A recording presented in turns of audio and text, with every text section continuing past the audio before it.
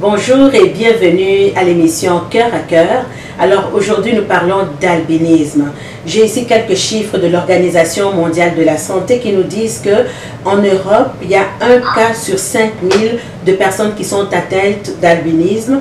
En Afrique, on a un cas sur 15 000 personnes qui sont atteintes d'albinisme. Ça, c'est dans l'Afrique subsaharienne. Et en Europe, c'est une personne sur 20 000 qui est atteinte d'albinisme. Alors, les personnes atteintes d'albinisme dans les pays comme l'Afrique, par exemple, ce sont des personnes qui sont sujettes à plusieurs maltraitances et des personnes qui sont meurtries, qui sont persécutées, qui sont sujettes à toutes sortes de rituels. Alors ce soir, pour en parler, je reçois une servante de Dieu depuis la Belgique. Il nous fait plaisir de la recevoir pour cette première fois sur le plateau de Cœur à Cœur. Je reçois Madame Marie-Claire Toumba. Bonjour Marie-Claire. Bonjour Maman Nathalie. Alors bonjour, bienvenue à cette émission Cœur à Cœur. Alors, nous parlons d'albinisme ce soir. Est-ce que déjà tu peux nous expliquer qu'est-ce qu'est l'albinisme? Eh bien, l'albinisme, on va tout simplement prendre la définition que tout le monde peut trouver sur Wikipédia. C'est une anomalie génétique héréditaire qui affecte la pigmentation et donc elle se caractérise par un déficit de production de mélanine. Et elle peut toucher les mammifères, tant les humains que les animaux, donc les oiseaux, les poissons, les amphibes, les reptiles. Mais ce déficit peut aller jusqu'à l'absence totale de pigments mélaniques dans l'iris, donc au niveau de l'œil, et dans les téguments, la peau, les poils, les cheveux. Donc, en très simple, c'est ça. C'est un manque, une absence, un déficit ou un manque de coloration de la peau, la pigmentation de la peau. Donc, ma deuxième question était justement celle-là. Comment est-ce qu'on peut différencier un enfant, une personne qui n'est pas atteinte d'albinisme d'une autre personne atteinte d'albinisme? Quelles sont les caractéristiques justement? En fait, l'être humain, quelle que soit son origine ethnique, quel que soit l'endroit où il est né, on va remarquer une différence du teint de la peau. Chez certains sujets, dans la race blanche, on aura l'impression de voir un teint blanc cireux ou légèrement rosé. Et chez les personnes d'origine de race noire, vous verrez que la peau est blanche, comme les blancs de peau ici en Occident. Voilà. Et les cheveux aussi seront plus clairs. Dans la race blanche, ils seront vraiment d'un blanc neige. Et dans la race noire, ça peut varier, ça peut être du marron ou alors un blond doré. Voilà. Alors, Marie-Claire, en 1999, tu donnes naissance à une belle petite fille et à ta surprise, elle est atteinte d'albinisme. Comment est-ce que tu vis ça? Est-ce que tu peux nous donner un peu ton témoignage puisqu'on parle d'albinisme? Est-ce que tu peux nous donner ton témoignage sur l'albinisme? Oui, à la différence de mon mari qui revenait en fait du Congo le jour de la naissance de notre fille, lui n'était pas très surpris. En fait, c'était comme une confirmation parce que juste avant son voyage de retour, il avait rencontré une enfant une enfant albinos, juste en face de la rue avant qu'il traverse. Et en lui-même, sachant que moi j'étais restée, que j'étais presque à terre, il s'est dit, ah, moi aussi je peux avoir un enfant albinos. Donc il était, si je peux dire, un peu préparé. Mais moi, c'était vraiment la surprise totale. Vous pouvez penser, vraiment une surprise totale. Et donc, pendant que le médecin est en train de pratiquer l'épisiotomie, de recoudre mon épisiotomie, il me dit, elle est toute blanche, votre fille, elle est albinos. Et moi, je ris, je le regarde, je dis, mais vous me charriez là. Il dit, mais non, je ne rigole pas, j'ai pas l'air de rigoler. Et donc là, c'était un peu la première confirmation. Je n'ai même pas fait attention à sa chevelure qui était toute blonde.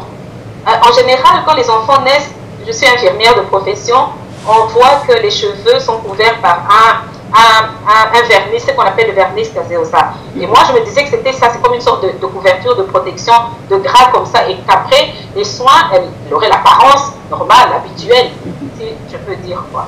Et donc, pendant ce temps, on est allé la laver, lui donner le premier soin. Et quand elle est revenue, on me l'a posée sur mon abdomen pendant qu'on finissait mes soins. J'ai pleuré. J'ai vraiment fondu en sanglots, j'ai pleuré. Donc c'est mon mari qui est revenu avec elle. Et j'ai pleuré parce que c'est la surprise totale et je ne comprenais pas. Je ne comprenais pas comment. D'abord, vous avez dans votre tête un enfant blanc, mais de parents noirs, tous les deux. Ce n'est même pas une métisse. Et pourtant, je connais que l'albinisme existe, mais je ne pouvais pas m'attendre qu'un enfant albinos puisse naître de notre couple, quoi, de notre famille. Et donc ça, c'est la première surprise. Donc va se suivre les premiers jours à la maternité, où nous allons avoir les visites des amis de la famille. Bon, ce n'est pas toujours facile. Vous commencez à regarder comment les gens vous regardent. Qu'est-ce que les gens pensent? Vous commencez à deviner ce qu'ils sont en train de penser. Il y en a qui n'ont pas été hypocrites, qui carrément ont dit « Ah, comment ça se fait qu'elle est venue chez nous? Et comment ça se fait que tu es là ?» Donc ça posait beaucoup de questions, beaucoup d'interrogations. Et j'ai développé un mécanisme de défense, de la protéger, et je pense que je l'ai surprotégée. Donc je peux dire ça. Et c'était très très difficile au début, mais l'amour d'une maman, c'est compliqué. C'est vraiment compliqué. Quel que soit, parfois mon mari me disait, mais tu en fais de trop, ou dans la famille on disait, tu en fais de trop. Mais avec ce que j'avais déjà reçu à l'hôpital, les premiers médecins qui passent, le pédiatre, il dit, elle ne voit pas votre fille. Aujourd'hui, avec le recul, je me demande si j'avais bien entendu qu'elle ne voit pas ou elle ne voit pas bien. Je ne sais pas, j'étais dans cette ambiance de tout ce qui était négatif. Elle ne voit pas. J'imaginais ma fille aveugle. Ça, c'était quelque chose de... Comment ça va être sa vie? Et comment à l'école? Et comment... J'avais déjà anticipé sur beaucoup de choses, quoi. Donc, c'était un petit peu ça. Rentrer à la maison, j'avais toutes ces interrogations. Et alors, ma soeur, donc... Vous m'avez appelé ce jour-là et je vous ai dit que je venais d'accoucher d'une petite fille albinos et j'ai fondu en larmes. Et alors vous m'avez dit tout de suite, mets-toi à genoux, prends ta fille dans tes bras et demande pardon. C'est ce que j'ai fait. Et en fait, je ne comprenais pas moi-même pourquoi est-ce que je pleurais. Parce qu'on ne peut pas dire qu'on pleure parce qu'on a rejeté l'enfant. C'est notre enfant, on ne peut pas le rejeter, on l'aime, mais on ne comprend pas où est-ce qu'on va, qu'est-ce qu'on va faire, comment on va faire, comment ça va se passer. Et alors, mon père aussi m'a téléphoné. Et de la région dont je suis issue, du Kasaï, donc au Congo, on appelle les albinos des éclaireurs. Ça, c'était les 2 premiers messages positifs que j'ai reçus en rentrant à la maison. Partie de l'hôpital, je suis partie vraiment avec des messages très négatifs. Ma fille ne voyait pas. On m'a donné directement le tableau de tout ce à quoi j'allais faire face. Et ça ne m'avait pas beaucoup encouragée, quoi. Voilà, quoi. Donc, un petit peu en gros, et nous avons commencé, aidés par le gouvernement, à aller dans des centres fonctionnels parce que ici, les personnes malvoyantes sont prises en charge. Donc, c'est son côté malvoyant, déficient visuel qui a été pris en charge en premier, pas vraiment l'albinisme. Donc, l'albinisme, ça sera par après. On m'a simplement dit qu'il fallait appliquer une crème solaire, un écran total toutes les 2 heures. Donc, je pense que j'ai, dans ces jeunes années, avec tout ce que j'avais eu comme attention, point d'interrogation, avec tout ce que j'avais eu comme un petit peu, comment est-ce que je dirais ça? Pas des menaces, mais... des mises en garde. Voilà, des mises en garde. Je pense que j'en ai fait trop, mais je n'ai pas mal fait.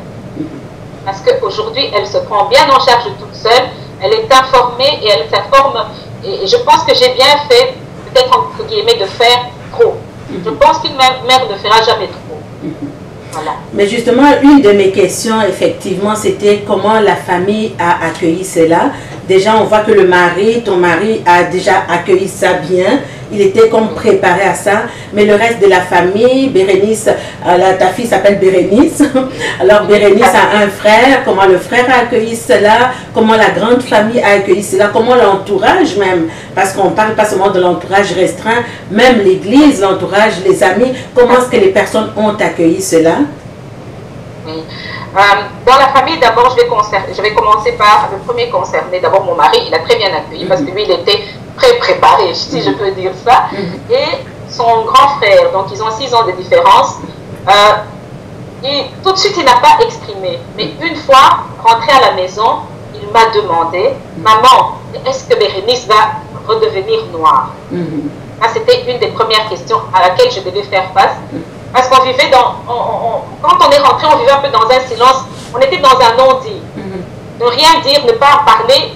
Mais un enfant a besoin de savoir. De réponse, alors, à 6 ans, à 6 ans, il m'a posé la question, maman, est-ce que Bérénice va redevenir noire? Je lui ai dit non.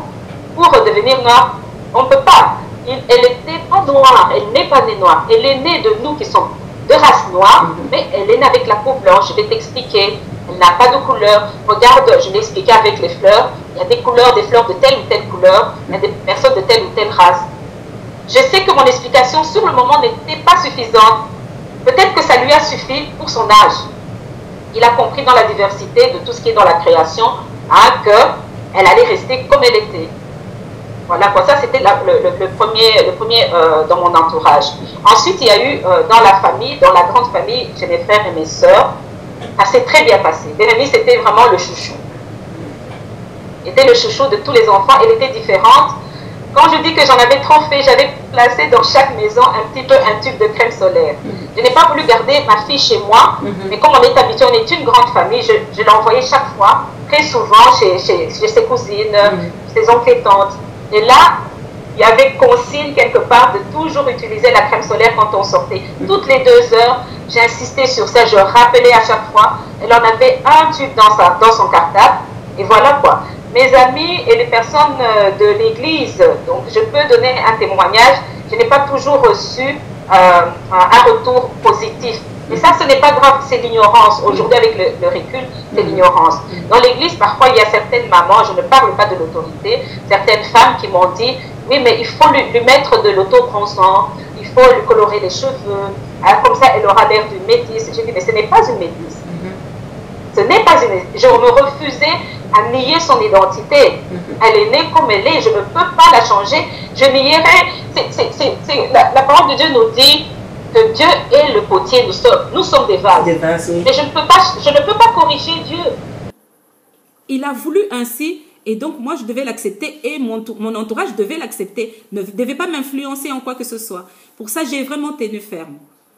Mais dans mes amis, la plupart, c'était des infirmières comme je suis. Donc elles ont compris, elles connaissaient la maladie, et voilà. Donc ça s'est très bien passé en général. Mais c'est plutôt le regard au dehors, quand nous sortions, qui était très difficile. Parce que je pense qu'à l'époque, je n'étais pas aussi moi-même très au clair avec la chose. Donc, est-ce que je peux dire que j'étais vraiment dans l'acceptation? J'avais la parole de Dieu, mais est-ce que j'étais plutôt dans la surprotection? Que moi, je devais toujours la protéger, oubliant que Dieu qui l'a envoyé comme ça, il avait déjà pourvu de tout. Donc, voilà, c'est un petit peu ça le parcours que j'ai eu avec elle. Et alors, aller avec elle dans des centres de réadaptation fonctionnelle, elle a été prise en charge très très tôt pour sa déficience visuelle. Et les conseils des dermatologues aussi, on les a eu très tôt. Bérénice a mis ses premières lunettes à l'âge de 6 mois. Ce n'était pas facile. D'abord, pour trouver une paire qui pouvait aller à son visage. Elle avait un tout petit visage, donc on a dû les commander en France.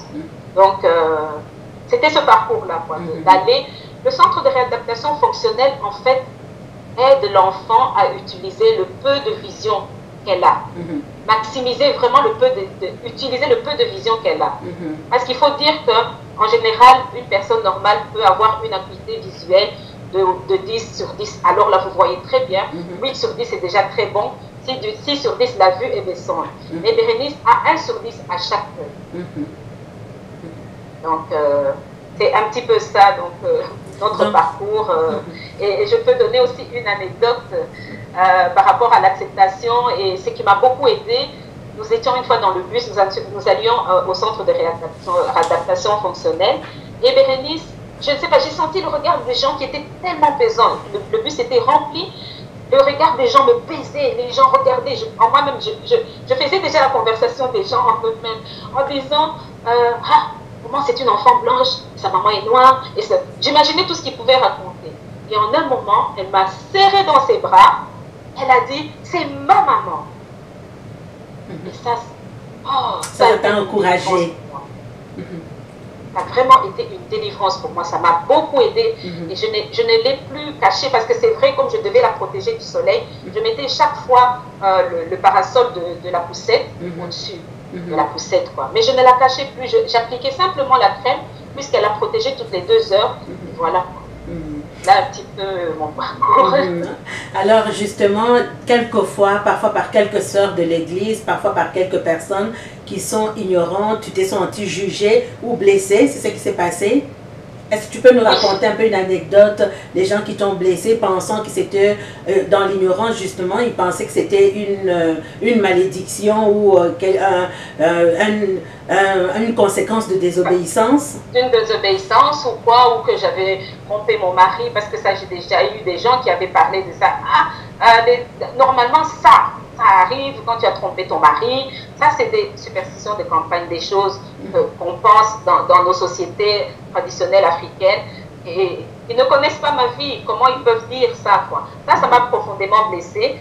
C'est pour dire que l'ignorance, c'est vraiment aussi une maladie. L'ignorance est vraiment une maladie. Et ça m'a vraiment beaucoup blessée. Mais ça ne m'a jamais détachée de mon Dieu, parce que ce n'est pas ce que les gens disent qui est important, c'est ce que Dieu dit. Effectivement. Donc, j'ai senti que cette mission, la mission que Dieu me donnait, c'était d'informer, c'était vraiment d'informer les gens, de ne pas leur en vouloir, même si à l'époque ça m'avait blessé. Marie-Claire, avant qu'on en vienne à ta mission, parce qu'on y arrive justement, donc tu te sentais blessée, et comme tu disais tout à l'heure, tu es chrétienne, donc tu as retrouvé ta source.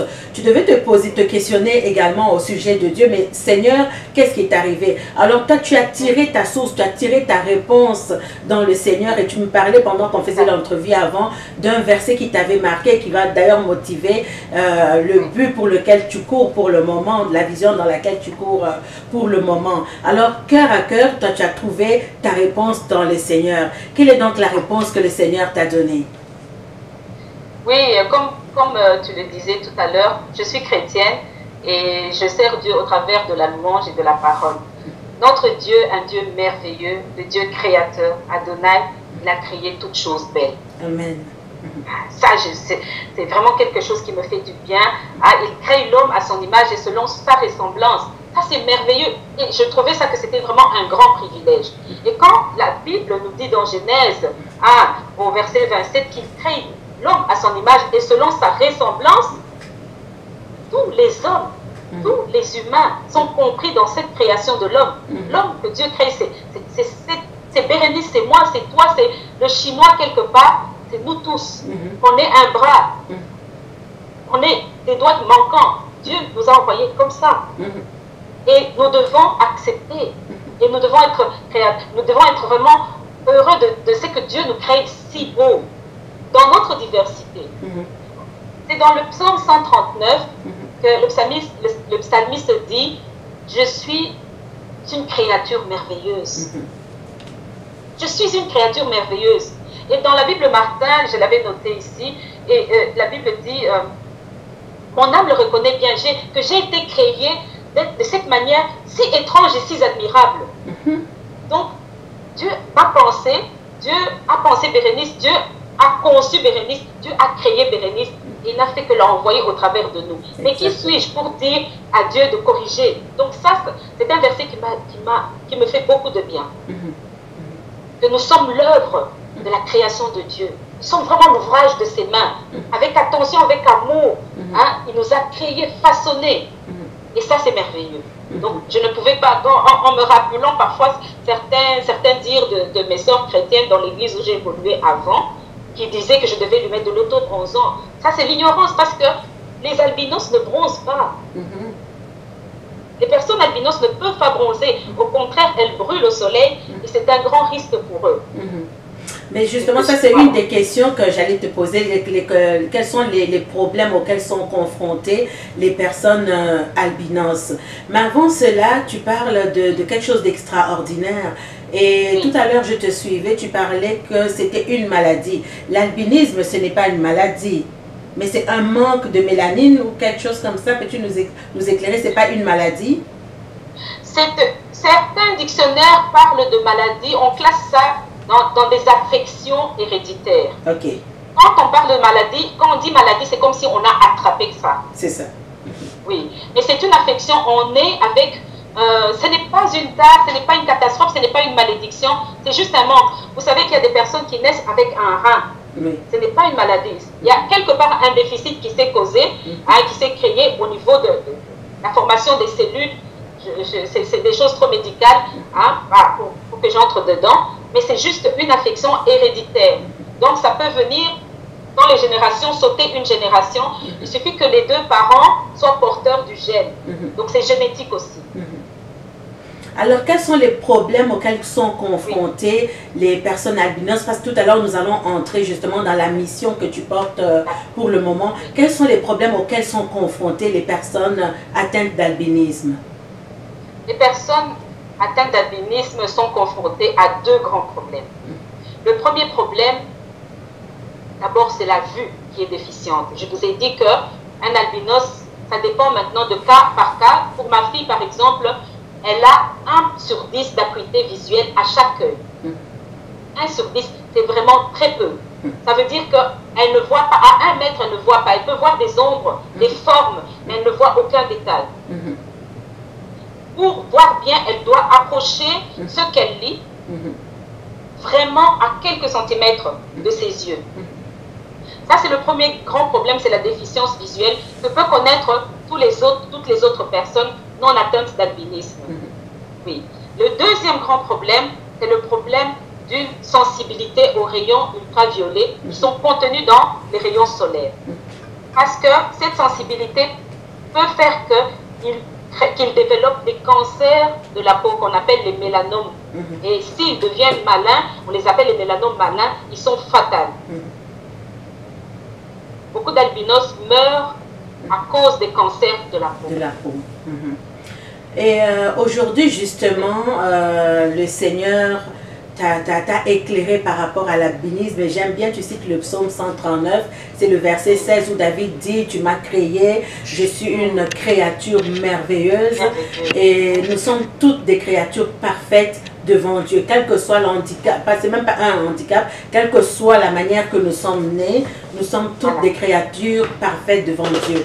Et justement, tu me disais qu'à cause de tout ce que tu as traversé, il y a une rage en toi, le Seigneur t'a mis une vision, parce que d'un côté, tu vois l'encadrement que tu as reçu justement au niveau de la Belgique où tu te trouves, et puis on peut regarder au niveau, comme les statistiques nous le disaient tout à l'heure, au niveau mondial, comment l'albinisme est traité. Donc nous faisons face à une crise, à une ignorance sans pareil, et les enfants atteints d'albinisme sont tués, sont meurtris, sont utilisés dans toutes sortes de rituels magiques, avec toutes sortes de superstitions. Alors toi, le Seigneur t'a mis à cœur cette vision et tu cours pour porter cette vision, pour aider les enfants. Et justement, tu es dans une association internationale, Vrouen, qui parle justement d'aider les personnes qui sont en situation de pauvreté. Est-ce que tu peux nous expliquer un peu que fait l'association? D'accord. Oui, nous militons en fait au niveau de cette association qui, au départ, a été créée par une sœur. Elle s'appelait AVOC, Association Aide pour les veuves et orphelins du Kassai. Et lors de la naissance de ma fille, dans toutes les réflexions que nous avions, c'est devenu, j'ai rejoint donc cette sœur et c'est devenu IV International Vrouwen. Vrouwen, c'est en néerlandais, ça signifie femme, donc femme internationale. Pourquoi femme internationale? Parce qu'il n'y a pas que nous, des Belges d'origine congolaise, il y a des Rwandaises, il y a des Camerounaises, il y a des Burundaises, il y a même certains Belges d'origine aussi qui nous soutiennent, qui sont avec nous. Donc, la rage que moi j'ai eue lorsque j'ai commencé à aller sur Internet pour me rendre compte de ce qu'était l'albinisme dans le monde, j'ai trouvé le contraste tellement frappant entre comment l'albinisme, les albinos étaient traités en Occident et comment ils étaient traités en Afrique, principalement en Afrique noire. Et ça m'a choquée, parce qu'il y a des choses atroces, des choses vraiment abominables, impensables. Parfois, nous sommes ici dans notre petit confort, dans notre petite vie, notre petit village, avec les gens qui nous entourent. Nous ne voyons pas, notre vision, nous n'allons pas au-delà. Bérénice a été prise en charge très, très, très vite. Je suis choquée de voir qu'une maman qui a eu des enfants doit faire douloureusement le choix de sacrifier l'enfant albinos, de ne pas l'envoyer à l'école parce qu'il est albinos. Mais elle ignore simplement que... Il ne voit pas bien. Et on pense qu'il n'est pas intelligent. Ça me choque et ça m'attriste. Marie-Claire, je voudrais t'interrompre juste quelques secondes. Tu parles d'un point important on pense qu'ils ne sont pas intelligents. Et j'ai fait des recherches justement sur Internet. J'ai découvert des personnes atteintes d'albinisme vraiment d'un potentiel extraordinaire. Il y a dans le monde politique, ils sont présents. Dans le monde religieux, des pasteurs qui sont atteints d'albinisme. Dans le monde du mannequinat, dans le monde artistique, ils sont vraiment présents dans tous les domaines. Et c'est vraiment pas une question d'intelligence, c'est juste un déficit au niveau de la mélanine. De la vue et de la peau. Exactement. Même pas au niveau de la peau, c'est juste un manque de pigments, un manque de couleur. C'est comme quand tu as une rose blanche, il y a des roses rouges. Et c'est important ce que tu dis parce que l'albinisme n'atteint pas seulement les hommes. Elle est présente au niveau de toute la création, de la faune, de la flore, au niveau animalier, à tous les niveaux. Tout à fait. Je peux même vous parler de ce gorille célèbre, j'ai oublié son nom, qui a été montré dans toutes les télévisions. Mais c'était une pièce rare. Je peux vous parler de ces deux lions, ce couple de lions, qui sont célèbres. Vous pouvez voir les images sur Internet. On les voit s'accrochant au bord d'une rivière, un lion albinos et une lionne albinos et un lion normal, quoi, si je peux dire, entre guillemets. J'ai vu des plantes, j'ai vu, en allant sur Internet, j'ai vu des serpents, j'ai vu des grenouilles, j'ai vu des oiseaux, et pas loin de chez moi, il y a un chat. Et c'est beau. Parce que tout ce que Dieu a créé est beau dans sa diversité, dans sa différence. C'est exactement. Donc, l'albinisme ne frappe pas seulement les personnes de race noire. Elle est peut-être mal vécue en Afrique à cause du contraste qui est très marquant. C'est ça. On voit tout de suite les parents noirs avec un enfant blanc. On s'arrête qu'à ça. Alors qu'ici en Occident, moi peut-être maintenant, comme j'ai l'expérience, je sais voir. Mais le commun de mortel peut passer à côté en pensant que ce sont des blonds. Oui, alors tu vois, de type caucasien comme ça. Hein? Mais l'albinisme existe partout. Il y a une célèbre mannequin chinoise. Elle est très belle. Elle a un cheveu blanc comme du papier, mais elle est très belle. On a beaucoup de mannequins. Il y a Sean Ross, il y a Diana Forrest, il y a ce chanteur célèbre, Salif Keita. Il y en a plein. Il y a un Américain aussi, Smith, je crois que j'ai oublié son prénom. Il y a des pasteurs, il y a même des hommes politiques, comme tu as dit. Là, quoi. Donc, pour dire que ça peut encourager, qu'il y a moyen de faire quelque chose, d'apporter un message d'espoir, et il faut apporter une aide. Comment une mère peut envisager un avenir différent pour ses enfants si elle est dans sa superstition, dans ses croyances, si elle n'a même pas l'aide pour envoyer cet enfant à l'école. C'est comme cet adage qui dit, c'est Mozart qu'on assassine. Voilà. Donc c'est un peu ça ce que je peux dire, oui. Justement, tu milites pour ça et du 18 au 30 septembre, tu seras justement au Congo, tu seras à Mbujimayi, c'est ça? Et tu cibles une catégorie particulière, tu cibles les jeunes enfants qui sont démunis. Pourquoi avoir ciblé juste cette catégorie-là? Pour commencer une scolarité, c'est dès le bas âge. Je n'ai pas voulu prendre des plus grands enfants, j'ai voulu commencer avec des jeunes enfants pour pouvoir parler aux familles. Parce que la base, le départ de tout, de l'acceptation, c'est déjà au niveau de la famille. Si une mère rejette son enfant, la Bible nous dit, hein, quand bien même ta mère t'abandonnerait, moi l'Éternel, je ne t'abandonnerai pas. Donc, c'est déjà dans la pensée de Dieu que c'est impensable qu'une mère abandonne. Donc, la famille, c'est la cellule de base, c'est la mère nourricière.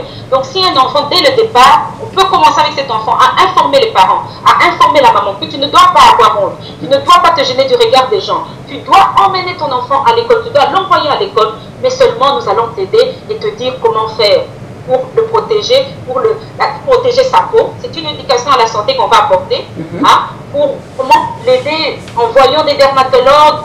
C'est tout ce que nous voulons faire, quoi. Commencer déjà de bas âge et au moins jusqu'en 6e primaire. C'est pour ça que nous avons dit de 0 à 6 ans, 6 à 12 ans pour la première scolarité, 0 à 12 ans pour les crèmes solaires, pour l'habillement. Parce qu'il faut dire que la crème solaire, pour une famille pauvre, c'est déjà cher. On va sacrifier ça pour donner de la nourriture à la famille. Si un enfant doit nécessiter de besoins plus que les autres enfants, c'est toujours difficile. Les soins médicaux, d'accord. Et tant qu'on le voit là, il est là, il peut rester à la maison. On peut l'enfermer. Parce que beaucoup d'enfants albinos sont enfermés. Ils restent à la maison parce qu'ils craignent le soleil. Et puis parce qu'il y a des superstitions.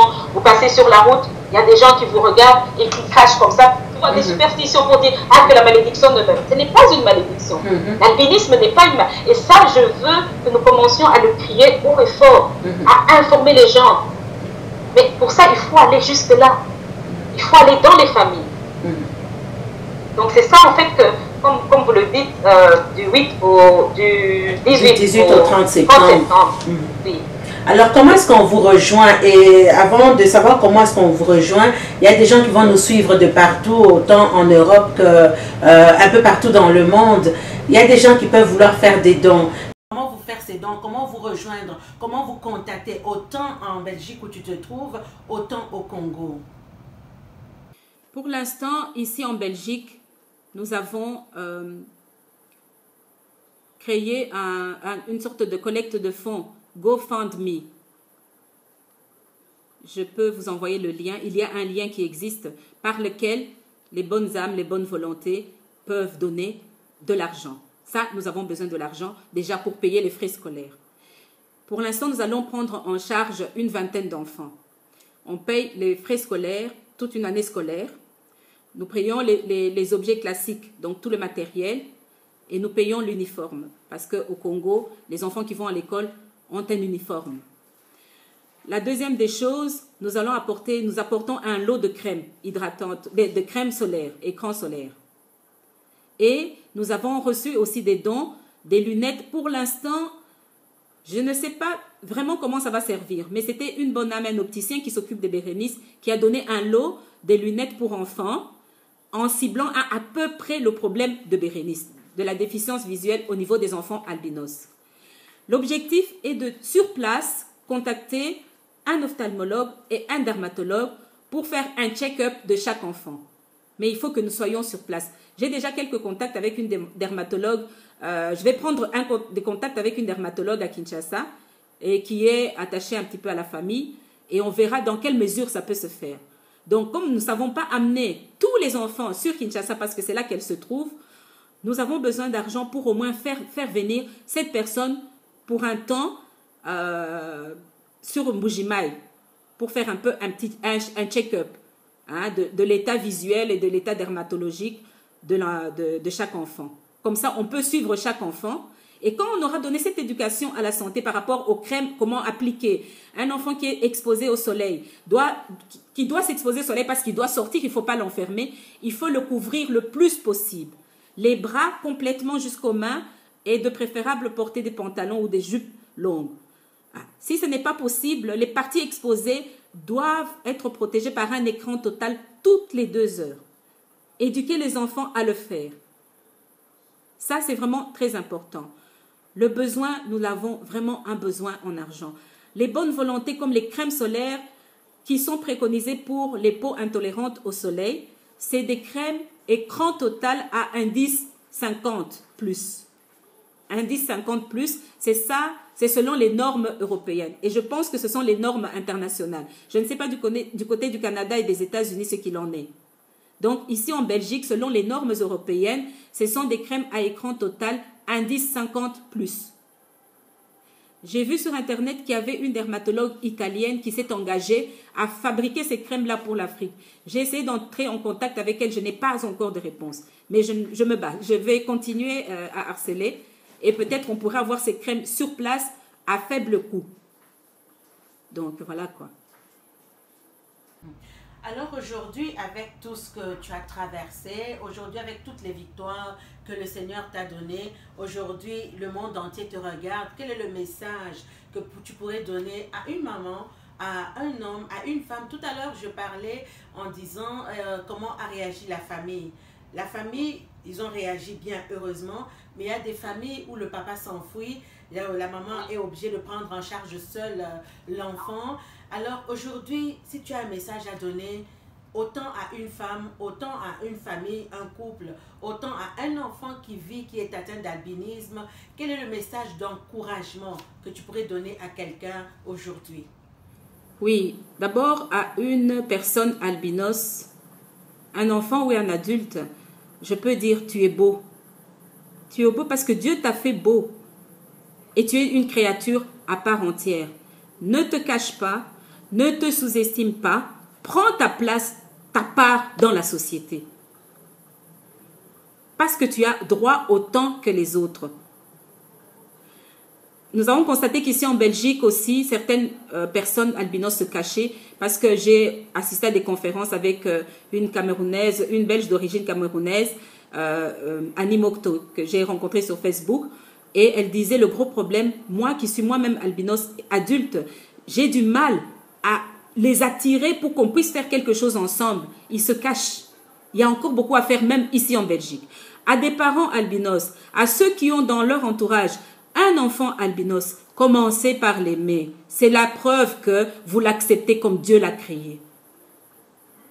Entourez-le, donnez-lui la chance, mettez de son côté toutes les chances possibles. Ne le surprotégez pas parce qu'il va devoir faire face à la vie. Aujourd'hui, quand je constate avec Bérénice, elle tire son plan, comme on peut dire. Et ça, c'est merveilleux. Aimer, c'est vraiment le signe que vous l'avez accepté en tant que personne à part entière, avec sa différence. Et c'est une richesse. Voilà ce que je peux dire. 2 numéros de téléphone, le 0032 485 04 68 78. Là, vous m'aurez moi-même directement au téléphone. Et alors, un deuxième numéro, c'est le 0032 484 897 186. Là, vous allez avoir Madame Anne Vernin Massengo. C'est la présidente. Merci. Merci beaucoup. Merci pour votre émission qui touche vraiment des vies. Que Dieu vous bénisse aussi. Donc voilà, pour finir cette émission, j'aimerais citer un passage de la Bible, le psaume 139 à partir du verset 14 au verset 17 qui nous dit ceci: « Je te célébrerai de ce que j'ai été fait d'une étrange et admirable manière. Tes œuvres sont merveilleuses et mon âme le sait très bien. Mes os ne t'ont point été cachés lorsque j'ai été fait dans le secret, façonné comme une broderie dans les lieux bas de la terre. Tes yeux ont vu ma substance informe, et dans mon livre mes membres étaient tous inscrits. De jour en jour, ils se formaient lorsqu'il n'y en avait encore aucun. Combien me sont précieuses tes pensées, ô Dieu, combien en est grande la somme. » Donc nous sommes des personnes merveilleuses, des créatures merveilleuses aux yeux de notre Seigneur. Quelle que soit la manière que nous sommes venus au monde, nous sommes des personnes parfaites, des personnes précieuses aux yeux de l'Éternel, des personnes rachetées au prix du sang de l'agneau.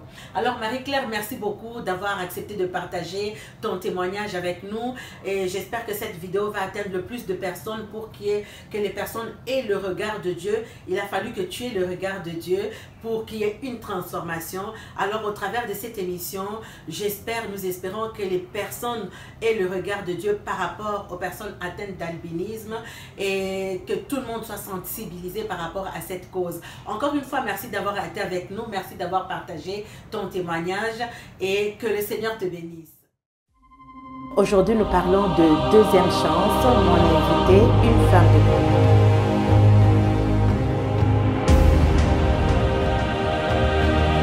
Moi aussi, tu es une abonnée de cette émission. Ça veut dire que c'est une tristesse